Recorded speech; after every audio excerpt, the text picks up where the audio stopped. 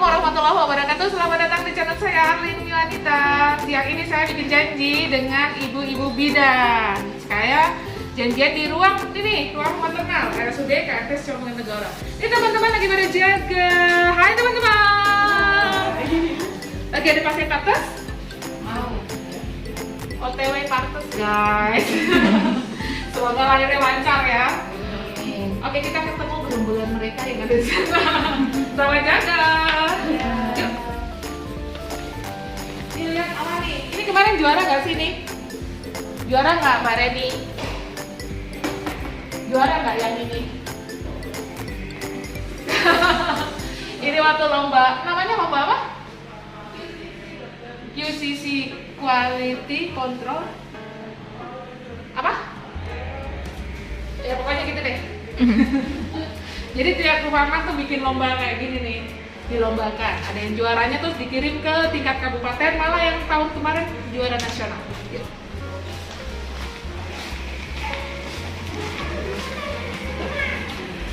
Assalamualaikum. Oke deh, kita ketemu dengan ibu-ibu bidan. Oke guys, kita udah ketemu nih, mau ngobrol-ngobrol ya. Saya ingin tahu teman-teman ini dulu kenapa sih akhirnya menjadi bidan? Apakah cita-cita waktu dari bayi? Apakah cita-cita mendadak? Apa cita-cita orang tuanya sebetulnya ya? Tapi kita kenalan dulu ya. Yang paling sepuh dulu ya. Aduh maaf guys, terlalu vulgar. Kenapa urutannya selalu gitu. Kenalin nih Mbak Heni Puspitaningsih SST, Sarjana Sains Terapan. Ini Mbak ya? Iya. Oke. Tugasnya di mana Mbak? Di Poli Kebidanan. Di Poli. Oke. Dulu pernah di Bangsal juga ya? Pernah di Bangsal, di BK, di BS, di BD.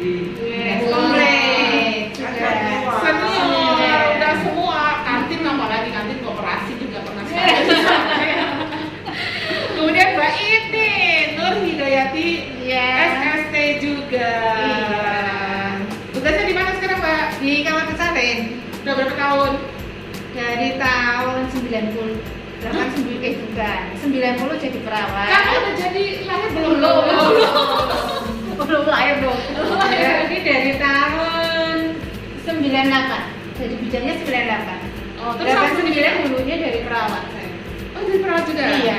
Oke deh. Kemudian kamu pingsan siapa dulu? Urut kasih buan. Ini Mbak Bekti, namanya Sri Subekti Tresnani AM Peralimadia Kebidanan. Tugasnya di mana sekarang? Kalau disingkat SSIT juga loh. Sri Subekti Tresnani. Oh, sudah nggak perlu kuliah lagi orang. SST, SST. Sama-sama tahu maksudnya. SST sama-sama tahu. Tugasnya di mana sekarang? Sekarang di IGD. IGD, oke. Itu 24 jam ada 3 bidang ya di penggantian. Iya. Siklusnya IGD ya.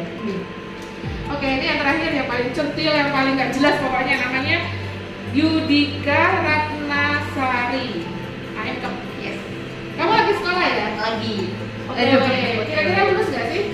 Ya maunya sih cepet-cepet lulus Ah, gitu aja. Keburu tunggu bayinya, kalau bayinya keburu gede nanti sama-sama kuliah ya enak kayak. Kita bertanya nih, mulai dari yang Mbak ini dulu ya, Mbak ini bisa cerita nggak dulu sekolahnya gimana sih mulanya sampai akhirnya menjadi bidan? Pertamanya saya sekolah di SPK, Sekolah Perawat Kesehatan. Tadi juga, tadinya pengen jadi perawat. Awalnya saya dari kecil itu ingin jadi guru dan tenaga kesehatan. Karena ada dua kemungkinan kan, kalau nggak jadi guru biar nggak kecewa ya saya jadi tenaga kesehatan.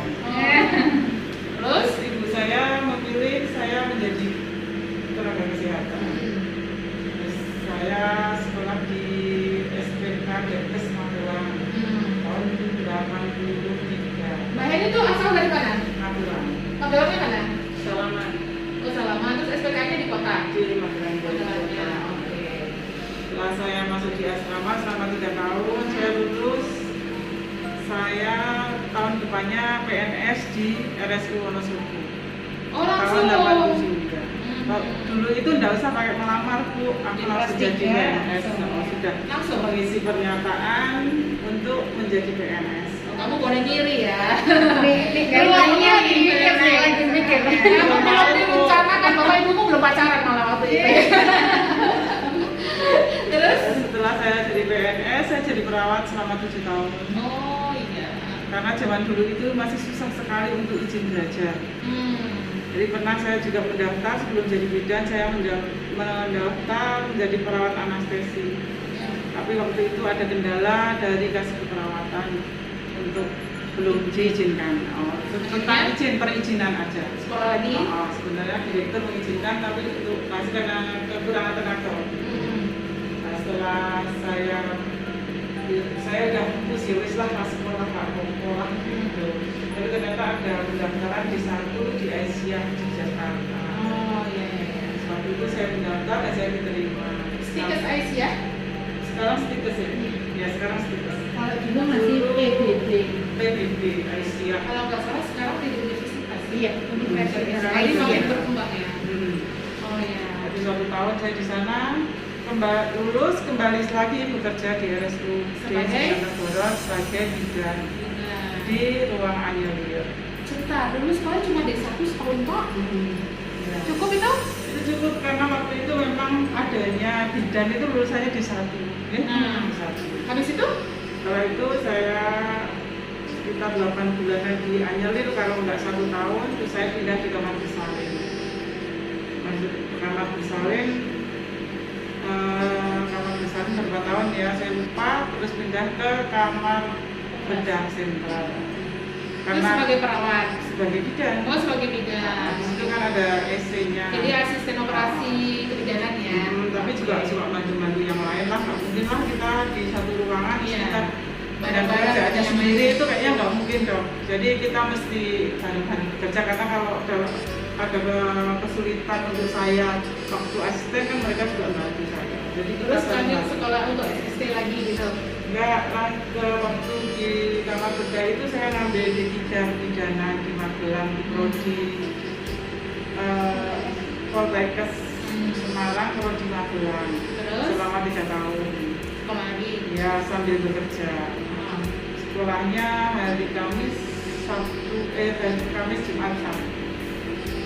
Terus Itu kan D3 ya? Iya, S1? S1-nya tahun 2008 Di? Poltekkes Semarang, Prodi Magelang juga. Jadi saya alhamdulillah sekolahnya negeri terus, jadi agak murah. Yang mahal cuma di satunya aja, itu program jadi agak murah juga. Oh iya, akhirnya kita ketemu sebagai bidan ini yang paling senior di sini. Kamu paling senior sekarang ya Mbak? Iya, Oh, iya. 3 tahun lagi insya Allah saya pensiun. Oh, iya. Doanya semoga saya Masih lama lagi. Sudah mulai pamit. Sudah merasa tua.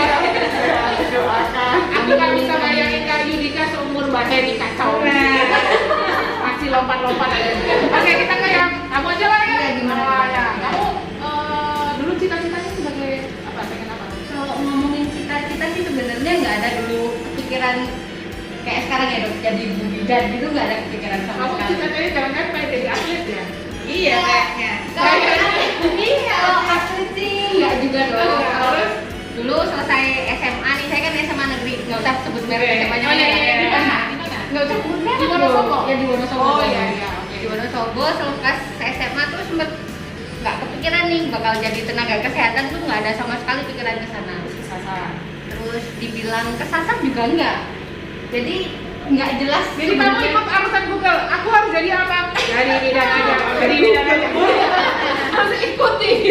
Ya, sebenarnya lebih ke semakin kesini kayaknya mungkin panggilan hati ya dok. Soalnya nggak ada niat bakalan kok jadi ibu bidan nih di depannya orang yang lahirin tiap hari gitu, nggak ada kepikiran ke situ. Dulu tuh sempet kepikirannya pokoknya fokus gimana caranya nih aku bisa jadi tenaga teknisi nuklir aja. Pikirannya dulu itu.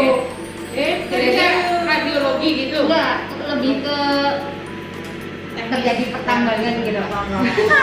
Kepikirannya sih ke sana. Jadi Ini sebenarnya jenis kelaminnya apa sih? Aku juga. kenapa pilihannya ke situ ya? Lebih, ya padahal udah daftar kemana-mana dan sudah hampir sampai ke tahap Alhamdulillah yang lain ditolak ya. Alhamdulillah. Kamu jadi perempuan. Jadi balik Oh, iya. hikmahnya, salah satu hikmahnya sih itu dong. Oh, iya, gitu. Dulu lebih ke mungkin jadi tahu-tahu daftar aja di situ gitu, nggak ada niatan bakalan daftar di situ, registrasi di situ. Ternyata kepopok. Iya, ternyata diterima di asrama lagi gitu, nggak ada kepikiran seorang saya di asrama itu nggak ada kepikiran dong. Jadi kamu waktu itu ada denial nggak? Kayak, ih aku kok di sini sih kayaknya kok di penjara sih gitu kan? Ya sempet di awal-awal semester aja, soalnya kan justru yang bikin saya kecil hati itu dulu karena kehidupan asramanya bener-bener ketat. Ada hantu ya di asrama? Kayaknya hantunya yang takut sama saya dulu. Oh iya, betul. Nggak ada kepikiran bakalan hidup di asrama dengan sistem belajar yang kontrak nih 3 tahun harus selesai gitu. Kayaknya nggak bisa nih, lebih cepet 2 tahun aja gitu, kayaknya nggak ada kepikiran. Tapi ya dibalik itu semua udah masuk, ya udah jalanin aja gimana cara. Ternyata takdir lu jadi bidan ya? Iya, jadi bidan. Tapi ini katakan guys, dia bidan paling tomboy. Gitu. Terus masuklah di bidan di sekolah swasta di Semarang 3 tahun, 2,5 tahun selesai. Setengah semesternya jalan-jalan. Lu yakin? Kamu yakin? Menurut apa padahal mau gitu? Ya, jalan-jalannya udah cari gini dong. Jadi fitting gitu. Jadi Terus? habis itu sempet kerja dulu sebelum masuk di RSU, kerja dulu di Jogja 2 tahun. Sebagai apa? Ya sebagai bidan, alhamdulillah masih sebagai bidan dong. Kirain nunggu kontrak HP. Masih sesuai ijazah, alhamdulillah 2 tahun. Terus balik ke sini, diterimalah di RSU dari tahun 2013 sampai Tapi kamu sekarang. kembali ke habitat asli Iya, ya? habitat asli. Ya, dia aslinya di Wonosobo. Iya, di sini. Kalau dia impor. Tahu nggak? Dia itu rumahnya kusut banget loh Bu. Iya, Tapi iya. ternyata dia cantik, dia putih. Masih ada akses Kalau itu? ke sana masih sih, tapi susah juga. Oke. Jauh. Terus nih ya, udah. Udah. Kamu sekarang lagi lanjutin D4. Iya. S1 terakhir. Oh, S1 Serapan. Itu di mana? Di Poltekkes Semarang. Semarang. Itu di mana sebenarnya? Cerita apa ya? Kamu ada pengen jadi peragawati, pemain volley, atau pengen jadi YouTuber atau kerja kerja? Poli itu sebenarnya hobi. Dia tinggi guys. Aku tingginya. Terus Kawati itu dulu pernah membayangkan kayaknya jalan di itu dengan badan yang bagus, asik. Ternyata? Tapi orang tua saya jelas tidak mungkin memperbolehkan. Alhamdulillah ditolak. Terus? Kemudian saya itu dulu sama orang tua itu setelah SMP didaftarkan di SPK Magelang waktu itu. Kamu masih produk SPK juga ya? Tapi karena saya tidak waktu itu SPK sih sekolah apa ya? Jadi saya orang tua daftar ke SPK, saya daftar sendiri ke SMA Purworejo dulu. Akhirnya? Ya, akhirnya saya masuk yang SMA, SPK-nya nggak ada. Oh begitu. Terus lanjut ambil. Iya. Karena mungkin waktu mendaftarkan di SPK orang tua saya tidak berhasil, setelah SMA saya langsung disangking ke Kudus, masuk ke situ. Mau pilihannya kuliah di sini atau karena dia di kuliah? Iya. Sebenarnya saya pinginnya itu yang apa desain interior itu. Cuman waktu SMA lulus itu saya nggak tahu kalau mau itu tuh sekolahnya di mana, itu saya Oh, nggak tahu. dia nggak tahu. Jadi ada hikmahnya juga Iya, ya. jurusannya apa, sekolahnya di mana itu nggak tahu. Jadi ini anak yang Berbakti. sesuai namanya. Kalau kan namamu dihapus karena nggak ada sebutnya. Terus aja kuliah. Iya, sama bapak di apa ya, waktu itu sekalian daftar, sekalian dibawain itu semuanya barang-barang. Oh, pokoknya kamu nggak boleh balik lagi ya, ya? langsung. Kalau balik langsung close the door. Sambil nunggu pengumuman, kamu nunggu di situ. Iya. Kasihnya di situ. Keren ya orang tuanya. Makanya jauh lah, kita nggak berani pulang sendiri waktu itu. Kalau nggak dijemput nggak berani. Bapaknya Mbak Bekti, makasih ya sudah menjadikan Mbak Bekti seperti ini. Kalau kan kita nggak tahu dia kerja di mana sekarang. Nggak kenal kita kali. Nggak kenal kita ya. Iya. Terus Enes sekarang ada di depan. Nih yang terakhir nih senior nih. Senior adiknya Mbak Eni. Dulu lulusan SPK juga kan? Iya, lulusan SPK. Oh iya. Berarti memang cita-citanya ingin di Oh, belum. Oh, belum ya? Dulu sebenarnya pinginnya di SMA. Saya sudah SMA 1 semester. Dok. Oh, satu semester doang, bukan 2 semester? Iya, 1 semester awal, tapi karena bapak sakit stroke, dirawat di Sarsito, pulangnya itu berkeinginan ada salah satu anaknya itu yang jadi tenaga kesehatan. Oh iya. Akhirnya dari SMA saya diambil nih sama bapak saya. Kakak saya suruh daftar di SPK Pemda Wonosobo. Kebetulan ada pendaftaran. Masuk di situ, mau ujian juga saya nggak tahu kalau mau ujian, kemudian mau wawancara juga saya nggak tahu. Yang penting jadwal ujian, Iit berangkat ujian, jadwal wawancara, Iit berangkat wawancara, seperti itu. Akhirnya terdaftarlah di akte Wonosobo. Bukan, masih SPK dong. Oh, SPK. SPK, selesai SPK sama kayak Mbak Heni, belum lulus sudah perjalanan untuk ikatan dinas. Kemudian tahun 1989 lulus, saya masuk rumah sakit karena SK-nya belum turun, saya sebagai tenaga wiata bakti ya. Zaman dulu jadi wiata bakti sangat-sangat memprihatinkan ya. Zaman dulu, Iya, gajinya 10.000 doang. Iya, nggak sampai 10.000 dulu. PNS juga Iya. sama, PNS waktu itu juga 40.000 waktu dari Wisma Atlet ke sini. Tapi zaman segitu kan uangnya masih Uangnya juga. iya. Nah, masih ngerasa. Iya. Sekarang itu beli lotek aja nggak cukup itu. Habis itu saya kerja di rumah sakit di Bangsal Anak selama 7 tahun, Dok. Kemudian habis 7 tahun di Bangsal Anak, saya sekolah di Desa Kebidanan. Waktu pas di rumah sakit di Bangsal Anak, saya sambil nyambi di Adina. Sama dengan Mbak Dini, suka nyambi di Adina dari tahun 89. Kemudian saya sekolah lagi tahun 98 lulus di Desa Kebidanan di Aisyah. Pulang lagi kerja 2 tahun, boleh sekolah lagi, saya ambil D3 juga di Aisyah. Kemudian pulang lagi 2 tahun lagi saya sekolah lagi. Alhamdulillah izinnya lebih lancar dari Mbak Heni. Alhamdulillah. Oh gitu. Sampai sekarang saya masih di Taman Bersari. Iya. Jadi Mbak Iit sama Mbak Hen ini pendidikannya vertikal Sama, ya, satu iya. jalur ya, nggak kemana-mana ya. Oke. Jadi sekarang udah sesuai dengan hati nurani? Udah menikmati ya? Sudah. Apa kan kita jawaban ya? Ya sebenarnya kalau ya harus dinikmati lah kondisi ya udah kadung nyemplung ya udah nikmati, gimana caranya kita nikmati lingkungan nih, kalau enggak ya bakalan kita yang tersingkir dari lingkungan lah gitu. Dia kalau mau jawab aku tuh nggak menikmati, nanti aku dipecat ya. Pak Direktur tonton. Semakin kesini malah jadi sadar diri, Dok.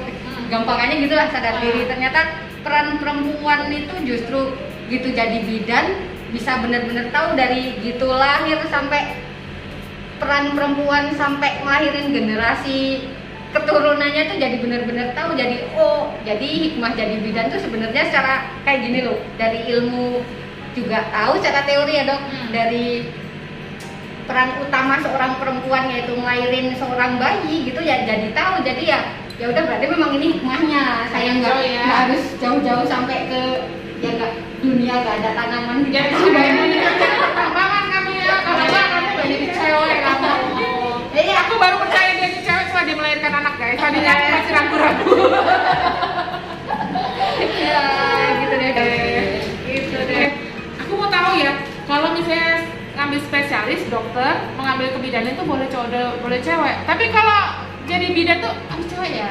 Harus cewek dong. Nggak boleh ya? Kalau Nggak. yang jadi-jadian cewek boleh nggak sih? Nggak boleh tuh. Ada tes jenis kelamin, harus seorang perempuan. Undang-undangnya juga ada bunyi, Dok. Harus seorang Undang-undangnya guys. Jadi kalau dokter masih bisa cowok ya. Tapi kalau Bu Bidan nggak ada Pak Bidan. Nggak ada. Kecuali suaminya Bu Heni dipanggil Pak Bidan nggak sih kalau di kampung? Gitu ya. Oke. Nah, udah kita tahu nih pengalaman yang paling berkesan selama bekerja sebagai bidan. Mungkin itu pengalaman yang menyenangkan atau mengerikan atau menakutkan atau menyedihkan. Boleh cerita dulu nih, siapa dulu nih? Yang paling senior dulu ya, mungkin dia pengalamannya udah puluhan tahun guys. Pengalaman saya waktu menolong persalinan ya Bu ya. Dia itu ada seorang ibu D1 W0 atau kiriman dari Sapuran. dirujuk dalam Umurnya berapa tuh kira-kira?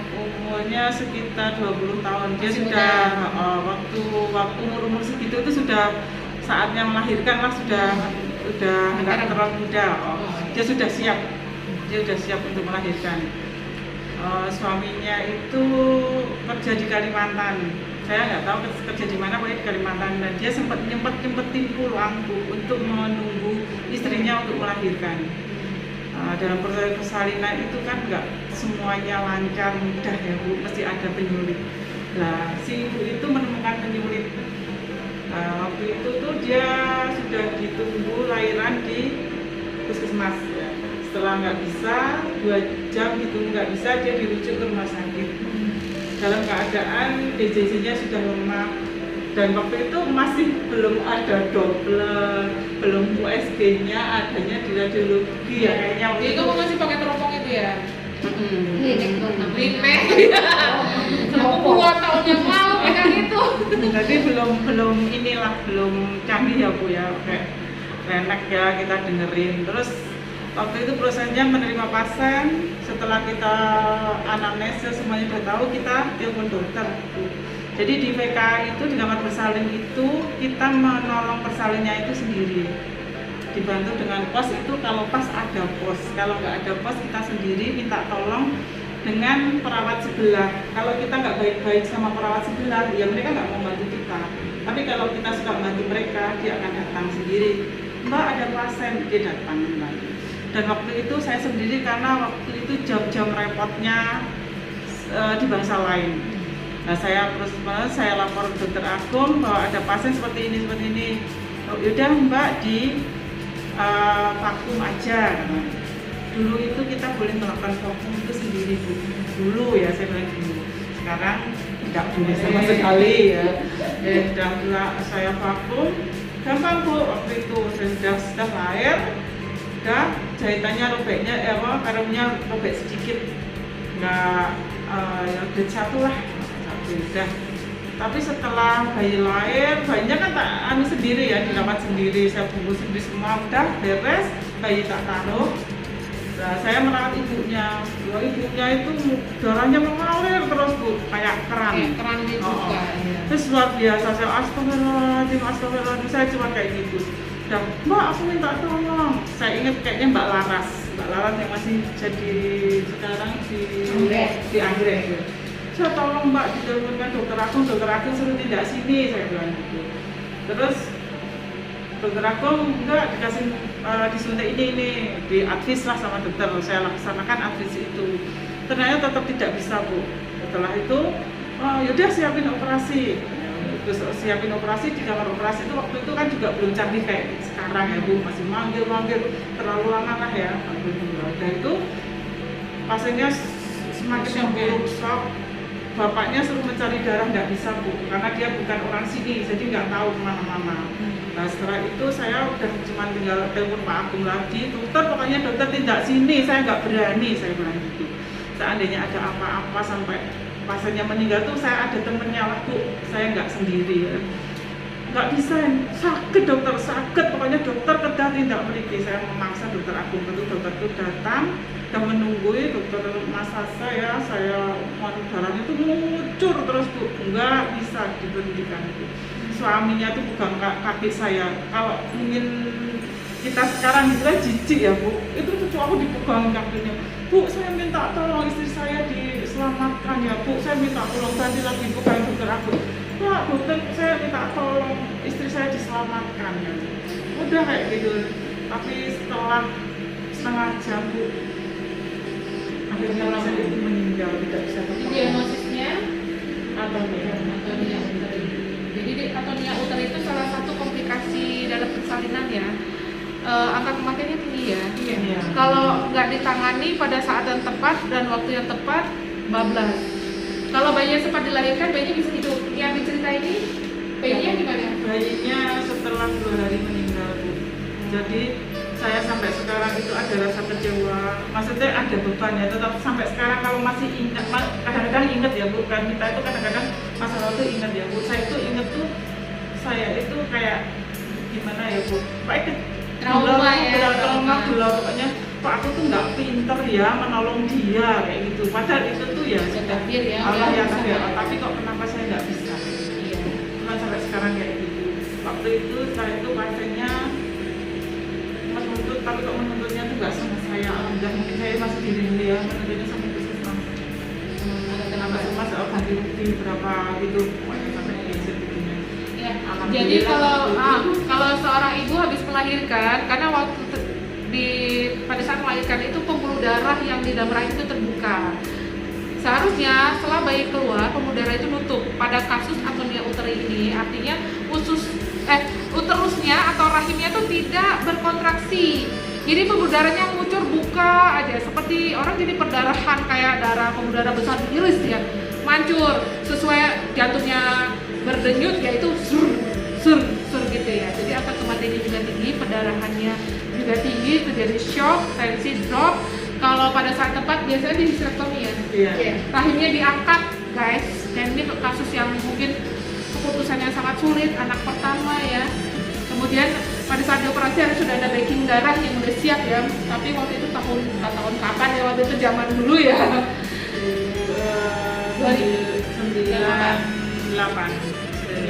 Karena Selfie baru lahir kok. Selfie itu anak saya yang pertama itu baru lahir 97 itu 98 ya 98. Kalau Pak Yip ada pengalaman apa Pak Yip? Pengalamannya Paling berkesan. yang paling berkesan sampai saya itu ingin keluar dari bidan itu. Jadi iya sama dengan Mbak Heni. Jadi kalau kita malam setiap hari kita dinasnya itu cuma sendiri, nggak ada yang bantu dari mau vakum. Jadi kalau vakum itu kita pegang alat vakumnya, jujur kita tarik, selesai sini Vakum lagi. vakumnya Lagi. gembos, kita pompa Tarik lagi, lagi. tarik lagi. Jadi kalau dulu itu kayaknya steril nggak steril ya, kayaknya Sudah prinsip steril ya. bersih ya dokter ya. Sudah bersih, bukan steril Prinsip lagi. bersih jadinya. Nah kebetulan waktu itu dalam 1 minggu saya dapat kasus atonia. Dulu kasus atonia banyak sekali dokter. Oh iya. Karena memang datang rujukannya itu dari perifer ya, sudah agak telat seperti itu. Dalam 1 minggu saya dapat kasus atonia 4 dan 4-4-nya itu meninggal semuanya. Ngeri ya. Yang 2 itu post IC histerektomi, yang 2 itu postpartum memang tidak bisa ditangani perdarahannya. Sejak saat itu saya kayak trauma dok. Pinginnya ya Allah, saya ingin keluar dari profesi bidan memang waktu itu. Tapi dokter Agung itu menguatkan dan saya bisa bangkit waktu itu karena di Adinan, kebetulan di Adinan juga ada kasus sama ibu bersalin D4 dokter, perdarahan hebat sampai transfusi 32 volt ya. Tidak bisa ditangani, akhirnya kita bawa ke Karyadi, sampai di Karyadi alhamdulillah bisa ditangani. Nah dari situ saya mulai percaya diri lagi. Waktu itu untuk menimbulkan rasa percaya diri saya itu agak-agak sulit, agak lama memang, karena memang trauma-trauma dari tindakan-tindakan yang sudah lama seperti itu. Iya.